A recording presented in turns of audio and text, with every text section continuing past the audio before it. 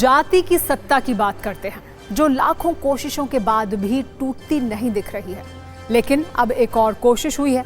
कोशिश ये है कि लोग जाति सम्मेलन का आयोजन ना करें, जाति सम्मेलनों में ना जाएं, अपनी गाड़ियों पर जाति का नाम ना लिखें और सार्वजनिक स्थलों पर जाति का इस्तेमाल ना करें। उत्तर प्रदेश सरकार ने सार्वजनिक स्थानों पर जाति के इस्तेमाल पर रोक लगा दी है। इस आदेश के बाद अब यूपी में कोई भी राजनीतिक दल या सामाजिक संगठन जाति आधारित रैली नहीं कर सकेगा। गाड़ियों पर जाति सूचक शब्द नहीं लिखे जा सकेंगे। दरअसल कुछ दिन पहले इलाहाबाद हाई कोर्ट ने यूपी सरकार को आदेश दिया था कि पुलिस रिकॉर्ड और सार्वजनिक स्थलों पर लोगों के नाम के साथ जाति ना बताई जाए। एफआईआर और गिरफ्तारी मेमो में भी जाति का उल्लेख नहीं किया जाए। इसी संदर्भ में योगी सरकार ने यह फैसला लिया है।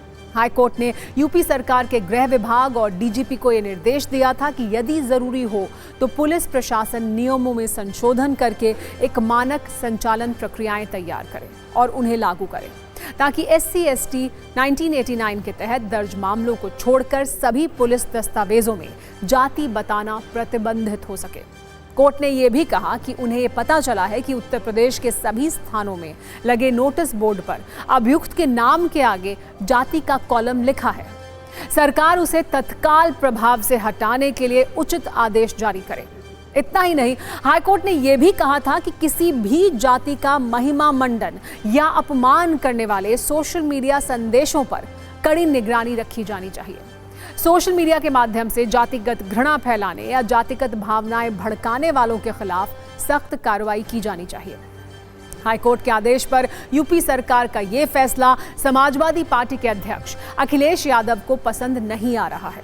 उन्होंने इस फैसले पर कुछ तीखे और गंभीर सवाल उठाए हैं।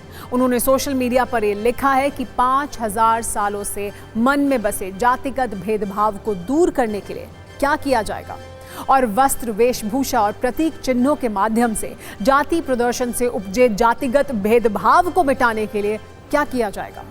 किसी के मिलने पर नाम से पहले जाति पूछने की जातिगत भेदभाव की मानसिकता को खत्म करने के लिए क्या किया जाएगा। अखिलेश यादव जब सीएम पद से हटे थे तो सीएम हाउस पर प्रवेश से पहले पूरे घर को धुलवाया गया था।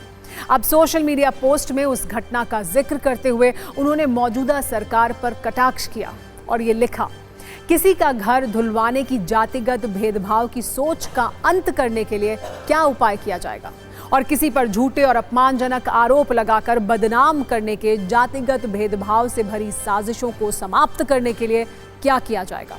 हालांकि सरकार की तरफ से कहा यह जा रहा है कि वो सिर्फ न्यायालय के निर्देशों का पालन कर रही है। उत्तर प्रदेश में जाति वाला तनाव इसलिए भी है क्योंकि 2027 में यहाँ चुनाव है।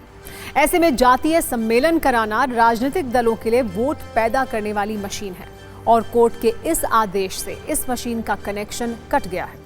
मौजूदा मामला तो यह है कि समाजवादी पार्टी पश्चिमी यूपी में गुर्जर सम्मेलन करा रही है। यूपी के 34 जिलों के 132 विधानसभा क्षेत्रों में छोटी छोटी गुर्जर चौपाल और रैलियां कराई जा रही थी। अब इन सब को रोकना होगा। समाजवादी पार्टी ही नहीं, बीजेपी भी समय समय पर ऐसे जातीय सम्मेलन में अपने नेताओं को भेजती रही है। यूपी के कई ऐसे राजनीतिक दल हैं जो खुलकर जाति आधारित राजनीति करते हैं। उन सब के लिए इस फैसले से परेशानी पैदा हो गई है। वैसे कहा जाता है कि प्रारंभ में जाति का निर्धारण कर्म के आधार पर हुआ था, लेकिन समय बीतने के साथ कर्म जाति से तय होने लगे। लेकिन जरा सोचिए, आपकी पहचान किस बात से होनी चाहिए, आपके कर्मों से या आपकी जाति से? सरकार ने सार्वजनिक स्थलों पर जाति प्रदर्शन पर रोक तो लगा दी है, लेकिन जिस देश में जातीय जनगणना होती है वहां क्या सचमुच जाति छुपाई जा सकती है? और अगर जाति छुपाई नहीं जा सकती तो क्या जातिगत भेदभाव वास्तव में मिटाया जा सकता है?